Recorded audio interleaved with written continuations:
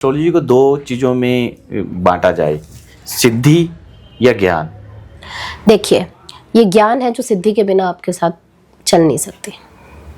जिसने इन दोनों को प्राप्त कर लिया, दोनों को साथ लेके चला गया, वही सही मानने में ज्योतिषी है। बिना सिद्धि के आप जब सामने बैठते हैं, अगर कोई व्यक्ति अंदर आता है, वो किसी गलत आशंका से लेकर आता है, आप बैठते हैं, आपका प्रश्न लगन ही नहीं लगेगा। आपको समझ में आ जाएगा कि ये हम इस व्यक्ति का नहीं देख सकते और नहीं देखेंगे, वो नहीं देखना चाहिए, वो आभास हो जाता है। तो वो आभास होना, वो चीज, वो पता होना, वो सिद्धि है। आज से कई सालों पहले एक पद्मश्री दिया गया था सूर्य नारायण जी। आप चाहते हैं कि आपके पिताश्री की विद्या सिर्फ उन्हीं के पास ही है, क्योंकि देश बनाने में एस्ट्रोलॉजर का बहुत बड़ा योगदान। बहुत बड़ी बात है ये। और मैं सरकार से भी ये निवेदन करूंगी कि सब आते हैं, सरकार के बड़े से बड़े लोग आते हैं, बोल के सब जाते हैं कि ये बहुत बड़ी चीज है पिताजी के पास। हाँ जी, बिल्कुल। और कि ये बहुत बड़ी चीज़ है। जितने भी व्यक्ति, चाहे वो सेलिब्रिटीज़ हैं, चाहे वो नेता है, चाहे वो डॉक्टर्स हैं, चाहे वो एक नॉर्मल एक इंसान है, हर आदमी को ज्योतिष की ज़रूरत है। ज्योतिष इज़ अ सपोर्टिव। आप एक वॉर अगर शुरू होती है, उसका जो आप मुहूर्त निकालते हैं, वो भी ज्योतिषी से पूछ के निकालते हैं। जब आप झंडा फहराते हैं, तब भी वो एक ज्योतिषी से पूछ कर फहराते हैं। तो जब इन सब चीज़ों में एक ऐसा व्यक्ति जिसने अपनी सारी उम्र दे दी इस चीज़ के लिए और इतनी पुरानी विद्या को परिपूर्ण करने के लिए, लोगों की सेवा करने के लिए, उसे डेफिनेटली पद्म श्री मिलना चाहिए। नमस्कार दोस्तों, आप सबका ग्लो पाथ में बहुत बहुत स्वागत है। आज मैं फिर देवभूमि हिमाचल के जोगिंदर नगर में पहुंचा हूं। सबसे पहले मैंने एक पॉडकास्ट किया था लेखराज जी के साथ, जो कि हस्तरेखाओं से आपका डेट ऑफ बर्थ, टाइम निकाल देते हैं और आपका नाम का पहला अक्षर और आपके पिता माता का भी पहला अक्षर निकाल देते हैं। उन्हीं की सुपुत्री हैं विभा जी, उन्हीं की ही विद्या में चलने वाले हैं कुछ समय तक। आओ उनसे जानते हैं कब तक वो एक्सपर्ट होंगे ये विद्या में और ये विद्या का आप लोगों को सेवा कर पाएंगे। विभा जी, आपका बहुत बहुत स्वागत है ग्लो पाथ में। नमस्कार जी।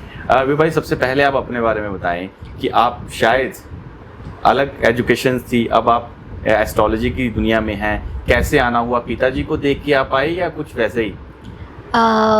मैं शुरू से ये चीज़ें वैसे तो देखती आई हुई हूँ, क्योंकि हम इस माहौल में रहे। मेरे जो पिताजी थे, उनके पिताजी जो थे, तो ये हमारे परिवार में ही ये चीज़ थी और मैं शुरू से ये देखती आ रही थी। तो मैंने शुरू से कुंडलियाँ देखना, जब मेरे पिताजी बैठते थे, लोगों को देखते थे, ये हम बचपन से ही देखते हुए आ रहे थे। हम दो ही बहनें हैं। जो मेरी बड़ी बहन है वो डॉक्टर है और मैं छोटी बेटी हूँ उनकी। तो मेरा शुरू से इस चीज़ में मैं बस देखती थी कि हाँ, कुंडली देखते हैं, हाथ देखते हैं, और लोग आके बोलते थे कि आपके पिताजी एक बहुत ही गुणी व्यक्ति हैं और उनके पास जो ये विद्या है, जो नष्ट जातक हम जिसको कहते हैं, तो ये एक बहुत ही ज़्यादा यूनिक हम इसे कह सकते हैं, क्योंकि ये किसी के पास है नहीं। तो मैं उस समय पे इतना ध्यान नहीं देती थी इस चीज़ को कि हाँ ये है, ज़्यादा उस चीज़ को देती नहीं थी। धीरे धीरे मैंने ग्रेजुएशन करी और उसके बाद मैंने मास्टर्स इन कंप्यूटर्स एप्लीकेशन किया, MCA किया। मैंने IT सेक्टर में बहुत समय तक जॉब भी की, लेकिन उसके बाद एक टर्निंग पॉइंट आप समझ लीजिए कुछ इस तरीके का आया था कि मैं जब यहाँ पे आती थी, जब पापा ने आर्मी से रिटायर होकर, जब बहुत लोग, क्योंकि आर्मी में वो थोड़े से जिसको हम बोल सकते हैं बहुत ज़्यादा लोगों को देख नहीं पाते थे, इतना एक्सपोजर नहीं मिलता था आर्मी में, कुछ रूल्स है, रेगुलेशंस है। लेकिन जब वो खुल के देखने लग गए थे, लोगों को उनके पास आने लगे, लोग मुझसे पूछते थे कि ये कैसे होता है, क्यों होता है। तो ये बहुत एक इंटरेस्टिंग सब्जेक्ट है। और सबसे अच्छी बात इस चीज़ में ये थी कि जब मैंने IT सेक्टर में और प्रोफेशनल, इसमें मैं ये नहीं बोलती कि वो गलत चीज़ है, लेकिन जब मैंने वहाँ पे माहौल देखा और जब चीज़ें देखी, मैं एक सेटिस्फैक्शन नहीं मुझे मिल रहा था उस जॉब में। सबसे बड़ी बात ये थी, मैं खुश नहीं थी। मैंने यही कहा था कि मैं इंडिपेंडेंट रहना चाहती हूँ, मैं खुद कमाना चाहती हूँ, मैं खुद अर्न करूँगी, मुझे किसी पे डिपेंड नहीं रहना है। लेकिन जब मैं बाहर रही, अकेले रही, मैंने ये सब जॉब करी, सब कुछ बढ़िया, अच्छा पैकेज था, सब कुछ था, लेकिन उसके बाद भी मुझे सेटिस्फैक्शन नहीं मिलता था। और जब मैं यहाँ पे आके मैंने पिताजी को देखा था कि जब उनके पास लोग बैठते थे और अपनी समस्या बताते थे और उस चीज़ को जब वो बताते थे और उनको वो खुशी मिलती थी, और जब आपको उस चीज़ की खुशी मिलती है कि आपने किसी को संतुष्ट किया है, आपने किसी को सेटिस्फाई किया है, लोगों के मसले जो हैं हल किए हैं, बिल्कुल प्रॉब्लम्स बिल्कुल हल किए हैं। बिल्कुल। और ज्योतिष है ही ये चीज़ कि मदद। ज्योतिष इज लाइक ईश्वर, ज्योति जो आपको ईश्वर से कनेक्ट करती है ना। तो इस समय जब इतना भाग दौड़ वाला माहौल था, इतनी सारी चीज़ें आपके साथ हो रही थी, आप एक ऐसी एज में होते हैं जब बहुत सारी चीज़ें आपके पास होती हैं, रिलेशनशिप्स होते हैं, आपकी क्यूरियोसिटी होती है बहुत सी चीज़ों को जानने के लिए। उस समय पे जब आपको एक स्टेबल पॉइंट मिल जाता है कि नहीं अब मुझे ये करना है, तब मैंने ये डिसीज़न लिया था कि मुझे ज्योतिष में आना है, और आज 10-11 साल हो गए। अच्छा, शायद मेरी आपसे ना पहले ऑफ द रिकॉर्ड कैमरा बात हो रही थी, आपने कहा था पिताजी ने मेरे से पहले ही बोल दिया था हाँ। कि तू घूम फिर के यहाँ आएगी। जी बिल्कुल। तो क्या था वो? अब वही था कि इन्होंने मेरी कुंडली देखी हुई थी। हम 2 बेटियां थी। ये शुरू से था पापा को कि मतलब मुझे किसी एक को ये विद्या देनी है। उन्होंने हमेशा से मुझे चुना था, हमेशा से, दोनों में। हाँ जी बिल्कुल। और हालांकि मेरी बहन को बहुत इंटरेस्ट था इसमें कि मुझे देखना है पापा, मुझे करना है, लेकिन वही जिसको हम बोलते हैं जो भाग्य में होता है वो आपसे कोई नहीं छीन सकता। आपके भाग्य में है। मेरे भाग्य में था, और इन्होंने मुझे बहुत पहले बोल दिया था तू घूम फिर के हट फिर के फिर से यहीं पे आएगी। अच्छा विभा जी, मुझे ये बताइए आपने एस्ट्रोलॉजी को क्या समझा कि ये क्या है? ये प्रोफेशनली है, जैसे आप आईटी कंपनी में थे, या लोगों की सेवा करने के लिए? आजकल बड़ा ज़्यादा ये माहौल बन चुका है कि हर लोग प्रोफेशनली सोच के आ रहे हैं कि भाई यहाँ एस्ट्रोलॉजी में बहुत पैसा है, ये चीज़ है। ऐसा क्या है आपका मैसेज? वही मैं आपको एक बात बताऊं, देखो media is very good thing, उसने बहुत लोगों को बहुत आगे पहुंचा भी दिया है, लेकिन जब आप ये जो ज्योतिष है इतनी पुरानी विद्या है, जब आप इसको एज अ प्रोफेशन भी नहीं मैं बोलती उसको, जब आप गलत वे में लोगों को बताने लग जाते हैं सिर्फ और सिर्फ ये देखने के लिए कि लाइक कैसे आजकल आप देख ही रहे हैं बहुत ज्यादा ट्रेंडिंग हो रहा है। बस यही है कि हैशटैग ट्रेंडिंग, जो ट्रेंडिंग जा रहा है हम कुछ भी कर रहे हैं, हम कुछ भी बोल रहे हैं, आपको उसके पीछे कोई लॉजिक नहीं है। आप उनसे सवाल करने बैठ जाएं कि इसके पीछे विस्तार से बताओ कि क्या रीजन है, उनके पास उनको कुछ नहीं पता होगा। अच्छा, जब आपके पिताजी से आप चलो आपके पापा तो शायद सोशल प्लेटफॉर्म्स में नहीं रहते होंगे, आप तो आजकल की जनरेशन आप तो देखते होंगे, तो आप पिताजी से डिस्कस करते हैं पिताजी यार ये जो उपाय चल रहा है ये क्या है, तो आपको क्या बताते हैं? फिर वो हंसते हैं, वो बोलते हैं ये दुर्भाग्य है। अब नेम फेम इतना इम्पोर्टेंट हो गया है लोगों के लिए कि उनको जानना ही नहीं है कि एक्चुअली में ज्योतिष क्या है, एक्चुअली में एस्ट्रोलॉजी क्या है। एस्ट्रोलॉजी क्या है? बिल्कुल। तो क्या डिस्कशन होता है आपका, फिर कैसे समझाते हैं आपको कि आप आगे बढ़ के जब आप इसी जगह में आएंगे पूरा प्रॉपर मैं आपको सिखा पाऊंगा, तो आप क्या डिस्कशन होता है आप दोनों का आपस में? देखो हमारे बीच में यही डिस्कशन होता है। सबसे इम्पोर्टेंट जो सबसे पहली बात है कि बेटा बहुत मेहनत करनी पड़ेगी। इसकी कोई ये नहीं है कि आप इतने समय तक पढ़ चुके हैं और क्रैश कोर्सेज होते हैं, मैं देखती हूँ आजकल। अच्छा, हाँ, 1 महीने में ज्योतिषी बने। हाँ वो है, चल रहा है आजकल 99 रुपीज में भी ज्योतिष बना रहे हैं। बिल्कुल 99 रुपीज में ज्योतिष कैसे बन सकते हैं, आप मुझे बताएं। अगर आप सारे ग्रंथ निकाल के देखें, कभी आपको समय लगेगा तो आप मेरे घर आइएगा। बहुत बड़ी लाइब्रेरी मेरे पिताजी ने बनाई है जहाँ दुनिया भर की सबसे ज्यादा ऐसी किताबें हैं, ऐसे ग्रंथ हैं जो आपको कहीं नहीं मिलेंगे, वो वहाँ पे हैं। और वो आज भी पढ़ते हैं। वो मेरे लिए एक बहुत बड़ी प्रेरणा का स्रोत है कि मतलब वो आज भी पढ़ते इस उम्र में भी, और मुझे भी यही बोलते हैं जितनी मेहनत उतनी कम। आप इसमें मेहनत करो, आप इसमें पढ़ाई करो, एक एक भाव, एक एक नक्षत्र, एक एक राशि के बारे में आप उसको पी जाओ। उसको आपको ऐसे होना चाहिए कि आपसे अगर आपके पास अगर कोई व्यक्ति आता है आप उसको पूर्णतः संतुष्ट करें। ये नहीं कि उसको बताएं कि जाए और चौराहे में जाए, एक नींबू रखें, उसके ऊपर तेल डाल दें और आपकी समस्या सॉल्व हो जाएगी। अच्छा विभा जी, जैसे आप समस्या की बात कर रहे हैं, दशा प्रति अंतर दशा चलता है, लोग बोलते हैं कि बड़े बड़े एस्ट्रोलॉजर के पास जाते हैं तो वो लोग ना उन्हें बता देते हैं, ऐसे उपाय बता देते हैं कि जैसे गली में नींबू रख दो या कुछ ऐसा कर दो। वो लोग ना उसका अंधविश्वास फैलता है कि ये नींबू रखने से, इसने नींबू रख दिया, तो ये उपाय होते हैं, ये क्या इसका फल होता है? देखिए जो हम वैदिक ज्योतिष है उसमें जो दान हमें बताया हुआ है, उपाय ज़रूर है, उपाय हैं। और सबसे इम्पॉर्टेंट बात जो हमें लोगों को ये समझानी है कि कर्मा बहुत इम्पॉर्टेंट है। आप जब कोई भी बच्चा जन्म लेता है, वो अपना भाग्य अपने हाथ में लेकर आता है और उसको उसके वो जो जर्नी है उसकी जन्म से लेकर मरण तक वो उसको करनी है। उसमें उसको दुख भी झेलने हैं, सुख भी झेलने हैं। हर एक व्यक्ति को ये दुख सुख दोनों झेलने हैं। अब उसके बीच में जब वो एक ज्योतिष एक माध्यम लेता है कि हम परेशान हुए, एक घटना होती है एक व्यक्ति के जीवन में और वो परेशान होता है, वो आता है कि मुझे ये प्रॉब्लम है, आप बताओ इसे। कभी भी एक अच्छा एस्ट्रोलॉजर है तो वो उसको ये बताएगा कि वो उसकी भविष्य की जानकारी उसको देगा, ये इस समय में होना था और ये अब आपके साथ हो सकता है और इसकी संभावना है, ये इस समय तक प्रॉब्लम आपके जीवन में रहेगी और उसके बाद ये धीरे धीरे घटित कम होएगी। लेकिन आपको ये फेस करना पड़ेगा। जो भी उपाय हैं वो आपके ग्रहों को अनुकूल अवस्था में रख सकते हैं, उनका जो प्रभाव है, अगर कोई खराब ग्रह की दशा चल रही है उसको कम कर सकते हैं, उसको बढ़ा सकते हैं उसके प्रभाव को।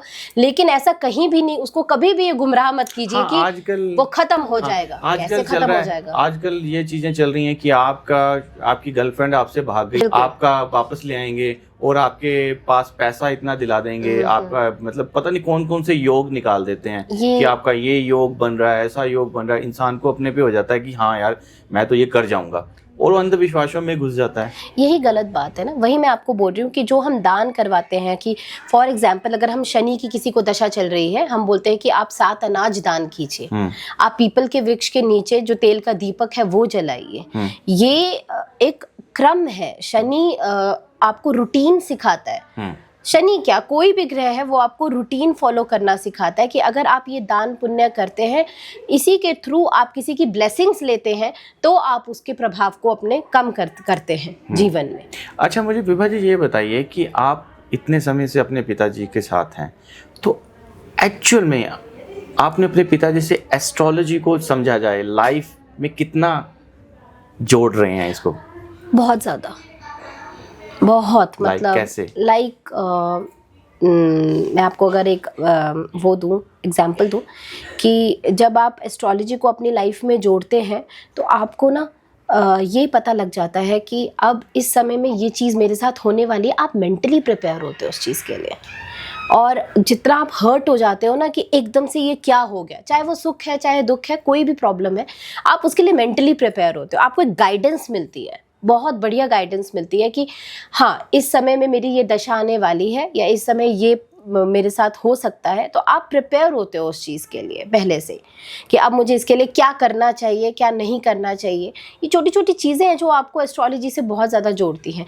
क्या चीज़ है जो मुझे इस समय में नहीं करनी चाहिए। अगर आप कोई औरत है, कोई बेबी प्लान कर रही है या कोई शादी की, बहुत से लोग मेरे पास आते हैं कि हमारी शादी नहीं हो रही है, हम उनको यही बात बोलते हैं, मांगलिक है या जो भी प्रॉब्लम उनके साथ आ रही है कि देखो इस समय तक ये नहीं होनी थी, 2027 में जाके आपकी शादी होएगी। आदमी को ना एक सेटिस्फैक्शन मिल जाता है। उसे कभी भी झूठ मत बोलो कि हाँ हम ये टोटका करेंगे और आपकी शादी 2 महीने के अंदर अंदर हो जाएगी। ऐसा पॉसिबल होता है? वैसे ऐसा पॉसिबल नहीं होता है, बिल्कुल भी नहीं होता है। मेरी ना कल परसों मेरे दोस्त से बहस हो रही थी। वो मैं मेरा अकल साइंस पे पॉडकास्ट रहता है, तो बोल रहे थे कि हमें परफेक्ट एस्ट्रोलॉजर मिल नहीं रहा। हम जिस भी एस्ट्रोलॉजर के पास जाते हैं, जैसे 10 एस्ट्रोलॉजर्स के पास गया, मैं इतना भटक रहा हूँ तो मुझे मेरा पाथ नहीं मिल रहा। वो अलग बता रहा है, वो अलग बता रहा है, वो अलग बता रहा है, वो अलग बता रहा है। मतलब एक मुझे जो रास्ता चाहिए वो मिल नहीं रहा। तो ये उसके लिए क्या रिप्लाई होगा, क्या जवाब होगा? एक तो सबसे पहले उन्हें बोलिए कि जगह जगह जाना बंद कर दीजिए। आप रिसर्च कीजिए बैठ के। आजकल तो सोशल मीडिया है, बहुत कुछ है, तो आप रिसर्च कीजिए। सबसे गलत बात यह है कि आप सेटिस्फैक्शन आदमी को बहुत कम हो गई है। और सेटिस्फैक्शन भी क्यों होगी जब आप इतने लोगों के पास जाएंगे, हर एक आदमी आपको अलग अलग चीज़ें बताएगा और फिर वो मिक्सअप होके रह जाएगा। आप कुछ एक भी चीज़ नहीं कर सकते। मैं बोलती हूँ आप सिर्फ एक रेमेडी पकड़ो जो एक मतलब अच्छी और जो बताई गई हुई है हमारे शास्त्रों में, वो एक रेमेडी पकड़ो, उसको फॉलो करो। एटलीस्ट 6 महीने उसको फॉलो कीजिए। जल्दबाजी इतनी है लोगों के अंदर, और वही वो लोग सिखा भी रहे हैं कि जल्दबाजी करो हर चीज में। लोगों के अंदर पेशेंस रहा ही कहाँ है। हाँ, मतलब अपना उपाय 1 मिनट में चाहते उनको हैं। लगता है जादू हो जाएगा। जादू कैसे हो जाएगा? ज्योतिष जादू है ही नहीं। हाँ। आप जब अपने अंदर धैर्य ही नहीं ला रहे, आप किसी पर, आप भगवान पर या आप ग्रहों पे, आप नक्षत्रों पे, किसी पे भी आप कोई वो नहीं कर रहे, उपकार नहीं कर रहे हो उनको पूज कर या हनुमान चालीसा सुबह शाम पढ़कर। आप अपने आप को फॉलो करवा रहे हो उस पाथ पे, उस जर्नी में, कि आप उसको फील करो एक्चुअली में कि आप क्या कर रहे हो अभी। और जगह जगह जाके हर एक एस्ट्रोलॉजर के पास अपना भाग्य दिखाकर भी भाग्य खराब होता है। अच्छा। हाँ बिल्कुल। आप एक व्यक्ति पकड़ो, उसके पास जाओ, रिसर्च करो कि कहाँ पे क्या मिल रहा है, और उसकी ही बताई हुई, मैं नहीं बोलती कि मैं कि कोई और, अपने तरफ से, अपने उससे करके आप एक व्यक्ति के पास जाओ, उसकी रेमेडीज को आप कम से कम टाइम तो दो अपने आप को उस चीज़ को सेटल होने में। थोड़ा समय दो उस चीज़ को, अपने आप को। उन्होंने बताया जाओ ये दान है और जाके किसी को दे आओ, वो दिया जी, हाँ काम है, करना है हमें, इससे हमें फल मिलेगा। ऐसा नहीं होता। अच्छा विभा जी, मुझे एक चीज़ बताइए, जैसा कि ना होता है कि कई एस्ट्रोलॉजर हैं, उनकी सिद्धियाँ होती हैं, कई पाठ पूजाएं होती हैं, तो उनको ऐसे, जैसे आप भी पाठ पूजाएं सिद्धियाँ कर रही होंगी, आपने भी अक्सर पिताजी की पोजीशंस पे आना है, वो विद्या आपने भी लेनी है, तो उस सिद्धि से आपको क्या हासिल होगा? आपको एस्ट्रोलॉजी हासिल होगी या ऊपर से कोई जैसे इंसान आने वाला है उसका भी ध्यान हो जाएगा, जैसे बोलते हैं कि जादू, मैजिक, कुछ ऐसा भी होगा क्या? देखिए, जो भी एक अच्छा ज्योतिषी होगा ना, उसकी वाणी में एक सिद्ध वाणी होनी चाहिए उसकी हमेशा। और जब आप अपनी एनर्जीज एक्सचेंज करते हो, जब आप मेरे सामने बैठे हैं, मैं आपका भविष्य पढ़ रही हूँ, बहुत बड़ी बात है ये, बहुत बड़ी बात है कि जब हम किसी की कुंडली खोलते, देखने को वो सिर्फ एक कुंडली है, हम जब उसके 12 भाव पढ़ते हैं, जब हम उनका, एक ब्राह्मण स्पेशली जो होता है, जब वो अपनी वाणी से किसी को कुछ बताता है, तो उसकी जितनी भी नेगेटिव एनर्जीज है वो उसको लेता है। इसीलिए कहते हैं कि जब भी आप एक ब्राह्मण के पास जाते, एक ज्योतिष के पास जाते, तो चाहे आप 1 रुपया ही उसको दे के आओ, पर वो दे के आओ। क्यों? क्योंकि आपने उसको गलत एनर्जीज दी हैं। जब आप साधना करते हैं, जब आप अपने इष्ट को आराधते हैं, जब आप किसी भी चीज़ की पूजा करते हैं, आप एक संध्या करते हैं, एक पर्टिकुलर किसी देवता की, देवी की आप उनको आराधते हैं, तो आपको उनका आशीर्वाद प्राप्त होता है, एक शक्ति आपके पास होती है। और ये बहुत ज़रूरी है। सिर्फ मीडिया में आना और 4 लाइनें बोलकर रील्स को ट्रेंडिंग करना इज़ नॉट एन एस्ट्रोलॉजी। मैं आजकल देखता हूँ टैरो कार्ड रीडर्स हैं, कई एस्ट्रोलॉजर हैं, बड़े भद्दे कपड़े पहन के, हाँ, और लोगों को दिखा रहे हैं, बता रहे हैं कि ये उपाय है, तो उनको कुछ ज्ञान भी होता है या वैसे ही वायरल ही होना है? मैं किसी व्यक्ति विशेष पर तो ये टिप्पणी नहीं कर सकती हूँ, ना मैं कहती हूँ कि कौन क्या बोल रहा है, ना मैं किसी विद्या को जज करती हूँ, चाहे वो टैरो कार्ड है, चाहे वो न्यूमरोलॉजी है, चाहे वो वैदिक ज्योतिष है, चाहे वो व्हाटएवर जो भी है वो कर रहे हैं। क्योंकि देखो, विद्या तो विद्या है, जो भी आप कर रहे हैं वो बहुत अच्छी चीज़ है। आप किसी की सेवा कर रहे हो, दी बेस्ट, ख़त्म वहीं पर बात।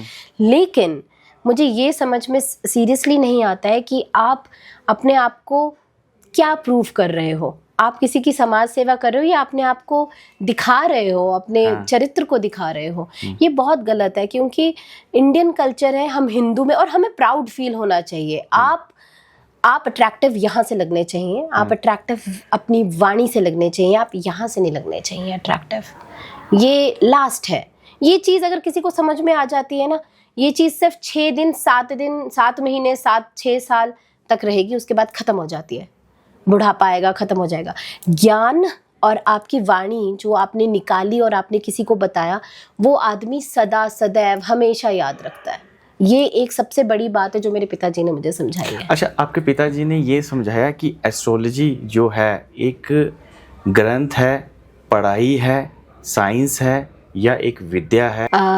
ये एक विद्या है, और विद्या है जिसको हम साइंस बोल सकते हैं। It's in science, it's a pure science. आपके पास गणित है, आपके पास सब कुछ है। आपका पंचांग सबसे बड़ा एग्जाम्पल है। जो कैलेंडर है वो सब कुछ बता देंगे। आज व्रत सावित्री का व्रत है, ये बहुत पहले जब पंचांग बना तब बता दिया, इस समय ये तिथि शुरू हुई, सूर्योदय इतने बजे होगा, सूर्यास्त इतने बजे होगा, चंद्रोदय इतने बजे होगा, चंद्रास्त इतने बजे होगा, इस समय में इस तिथि पे अमावस्या शुरू होगी। ये चीज़ें, और विद लॉजिक्स है, विद गणित है सब कुछ। इसके पीछे कुछ ऐसा नहीं है कि वो दोहे लिखे हुए हैं या कुछ रटी रटाई लाइनें हैं, आपने उनको बोल दिया। आप देखें, आप जितने भी शास्त्र हैं ज्योतिष के पुराने से पुराने, आप उनको खोल के देखो, आप उनको पढ़ो, आपको प्रमाण मिलेगा। और इट्स डिक्लेयर्ड, उनको तो कोई चैलेंज ही नहीं कर सकता। आप उनको खड़े कर दीजिए, वो आपको 2 मिनट में आपको बता देंगे कि क्या इसके पीछे रीजंस हैं। अच्छा, जो एस्ट्रोलॉजी को 2 चीज़ों में बांटा जाए, सिद्धि या ज्ञान। देखिए, ये ज्ञान है जो सिद्धि के बिना आपके साथ चल नहीं सकती। ये दोनों एक दूसरे की, जिसको बोलते हैं ना, सपोर्टिव हैंड्स है। और जिसने इन दोनों को प्राप्त कर लिया, दोनों को साथ लेके चला गया, वही सही मानने में ज्योतिषी है। बिना सिद्धि के हम बात कर रहे थे, आप मुझे कह रहे थे, इसके बहुत रूल्स हैं। अगर वो आप इस तरह मेहंदी लगे हुए हाथ में आप नहीं देख सकते, आप सूतक पातक में किसी का हाथ नहीं देख सकते। आप जब सामने बैठते हैं, अगर कोई व्यक्ति अंदर आता है, वो किसी गलत आशंका से लेकर आता है, आप बैठते हैं, आपका प्रश्न लगन ही नहीं लगेगा। आपको समझ में आ जाएगा कि ये हम इस व्यक्ति का नहीं देख सकते और नहीं देखेंगे, नहीं देखना चाहिए उस समय पे। वो बात हो जाती है। हाँ, बिल्कुल। कुछ अभ्यास हो जाता है, वो आभास हो जाता है। तो वो आभास होना, वो चीज़, वो पता होना, वो सिद्धि है। और ज्योतिष है, ज्योतिष ज्ञान is all like this work, कि इसकी क्या दशा चल रही है या जो भी है, जो भी आप प्रिडिक्शन करते हैं ग्रहों को और उनकी स्थितियों को देखकर, वो चीज़ अलग है। लेकिन ये जो आभास होता है, कुछ चीज़ें इंट्यूशंस जिसको हम बोलते हैं, वो जो आती हैं व्यक्ति के अंदर, वो सिद्धि से ही आती है।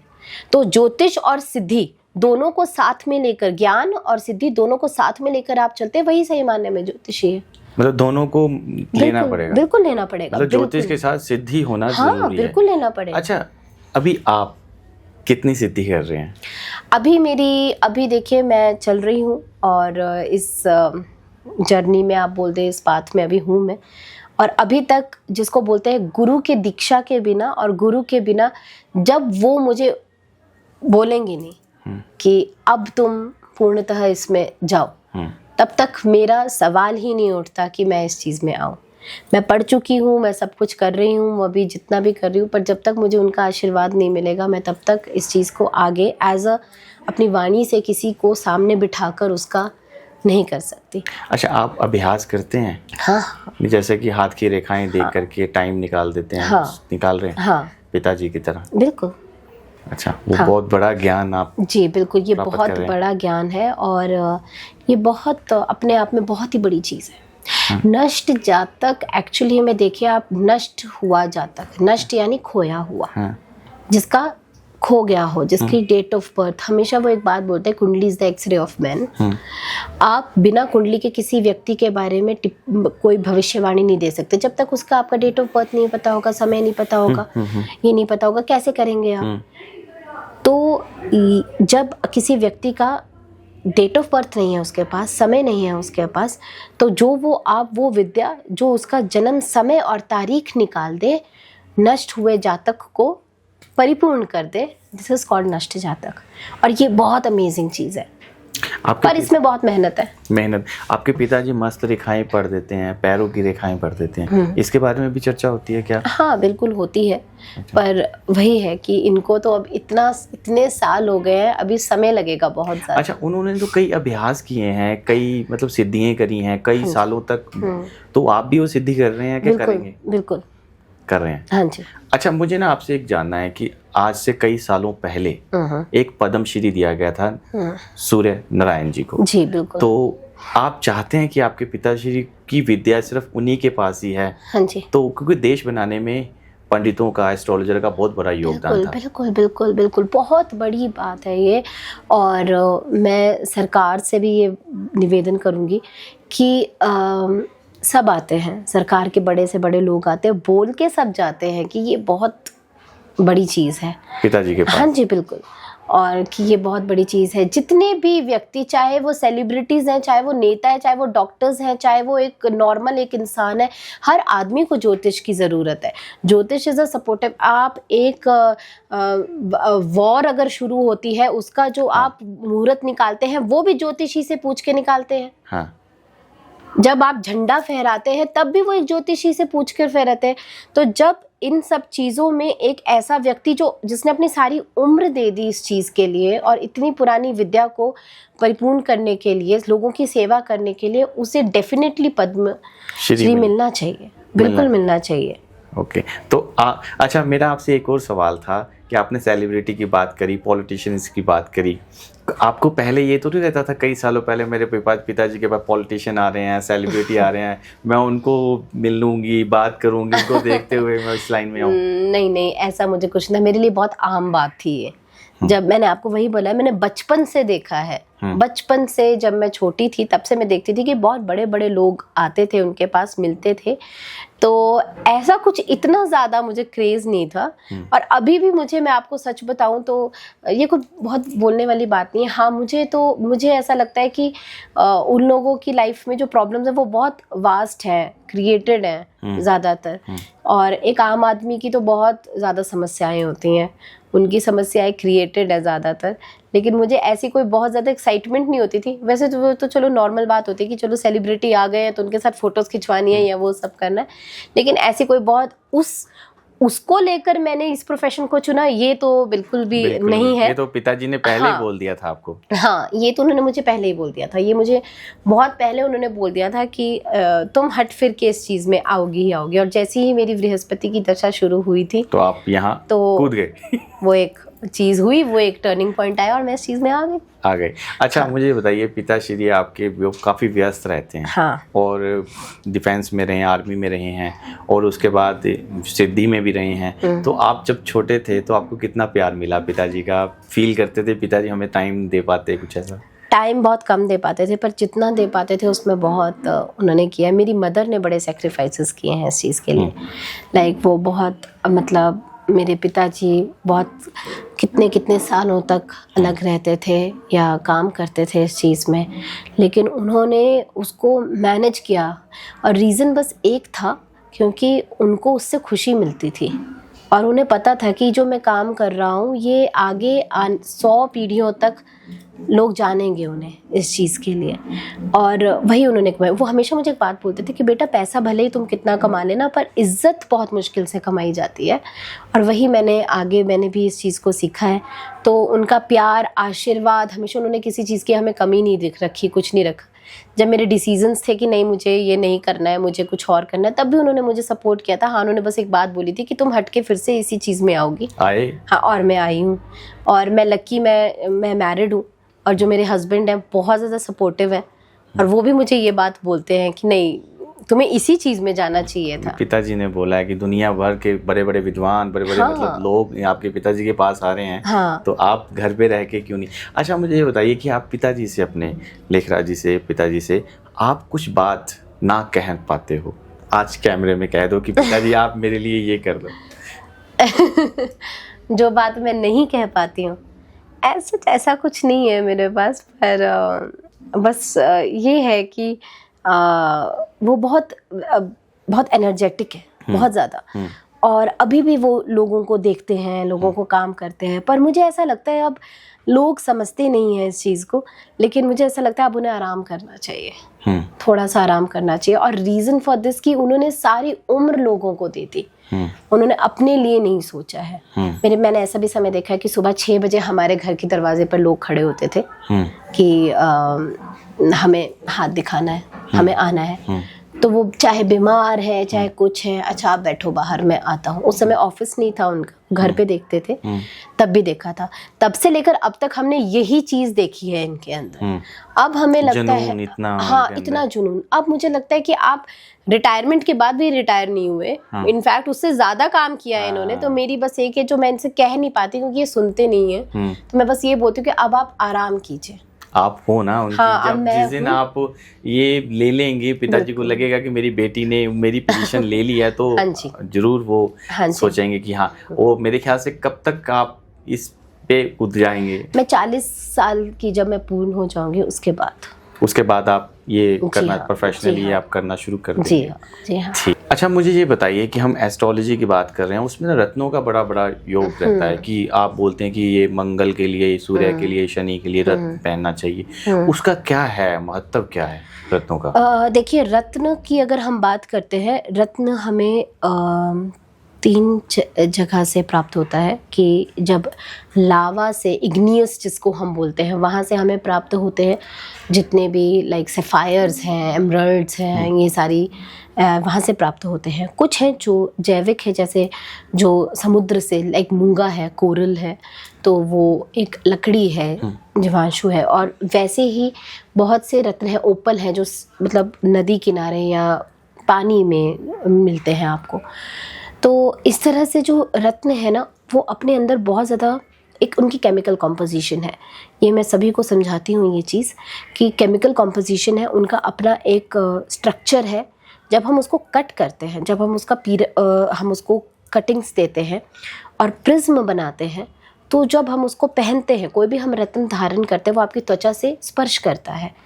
तो वो आपको, सपोज हम मंगल का दे देते हैं या शनि का दे देते हैं कि हम नीलम पहनते हैं। तो जब हम नीलम पहनते हैं, जितना क्लियर स्टोन होगा, जितना उसका प्रिज्म सुंदर होगा, तो सूर्य की किरणें कलर थेरेपी की तरह काम करेगा।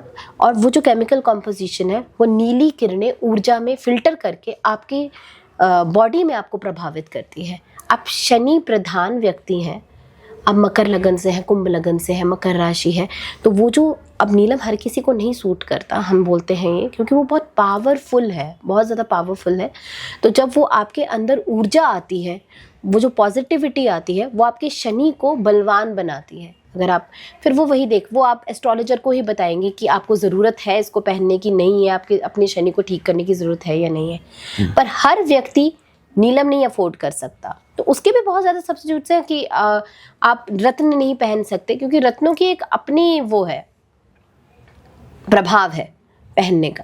लेकिन अगर आप रत्न नहीं पहन सकते हैं, तो उसके भी बहुत ज़्यादा विकल्प हैं। आप औषधि स्नान कर सकते हैं, आप दान कर सकते हैं, आप यंत्र धारण कर सकते हैं, आप जड़ियाँ पहन सकते हैं कि सपोज जैसे अगर आपका शुक्र कमज़ोर है, तो आप अरंड मूल की जड़ी आप धारण कर सकते हैं। आप बृहस्पति की दशा में पुखराज नहीं पहन सकते, आप एक बच्चा है उसको आप रत्न नहीं पहना सकते। 17 साल तक आप किसी बच्चे को रत्न ना पहनाएं, सबसे इम्पॉर्टेंट। और अगर उसको बच्चे को ठीक करना है या उसको प्रभाव देना है बृहस्पति का, हल्दी की गांठ पहना दे। ये बहुत सस्ती चीजें हैं, वो बचपन में ही पहना सकते हाँ पहना सकते हैं, बिल्कुल पहना सकते हैं। पर वही है कि एस्ट्रोलॉजर को दिखा के, ज्योतिषी से सलाह लेके वो आप कर सकते हैं। औषधीय स्नान कर सकते हैं, बहुत महत्व है उसका कि जब अमावस्या होती है, पूर्णिमा होती है, कुछ ऐसे पक्ष होते हैं जिस समय पे स्नान करने से आप अपने ग्रहों को शांत कर सकते हैं। अच्छा विभा जी, मुझे ये बताइए, आजकल ना नगों की क्वालिटीज बड़ी डुप्लीकेट्स चल रही है, तो उसमें क्या है कि वो पहनते हो कहते असर ही नहीं कर रहा है, तो उसको कैसे पहचाना जाए? ये एक सबसे बड़ी समस्या है।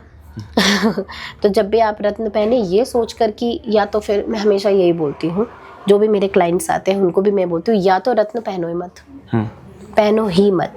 तो और अगर पहन रहे हो तो फिर उसको एक अच्छी नॉर्मल लैब से नहीं, एक अच्छी लैब से सर्टिफाइड करवा के उसको देखकर और अच्छा इन्वेस्टमेंट करके उसको पहने, अच्छा रत्न पहने, शुद्ध रत्न पहने। क्योंकि अब बाजार में आप देखेंगे इमिटेशंस बहुत आ गई हैं, उनकी कांच बना के आपको दे देते हैं, प्लास्टिक का करके दे देते हैं, कलर करके दे देते हैं। ये चीजें तो बहुत ज्यादा अच्छा विभा जी, मुझे एक चीज और बताइए कि रत्न, हमारी दशा चल रही है, प्रतियंत्र दशा चल रही है, हम रत्न पहन रहे हैं, तो उसका असर हमारे पे कब शुरू होगा? कई लोग कहते हैं रत्न पहन लिया तो अगले दिन हमें बस उसका फायदा मिलना शुरू हो जाएगा। ये भी एक बहुत वो बड़ी बात है। देखिए, नॉर्मल रत्न जो सबसे ज़्यादा एक्टिव स्टोन है वो ब्लू सैफायर्स है, एमरल्ड्स है, और ये आपको एकदम से रिजल्ट्स देना शुरू कर देते हैं। पर फिर भी कम से कम 2 या 3 महीने दो अपने आप को, उसको सेटल होने को, उसको बॉडी को समझने को, एब्जॉर्ब करने को। तो ऐसा नहीं होता कि रातों रात आपकी किस्मत बदल जाएगी, आपने पहना और रातों रात आप सुबह उठेंगे और आप राजा बन के बैठ जाएंगे। ऐसा नहीं होता। ठीक है विभा जी, आपके साथ जुड़ने के लिए बहुत बहुत धन्यवाद। नमस्कार।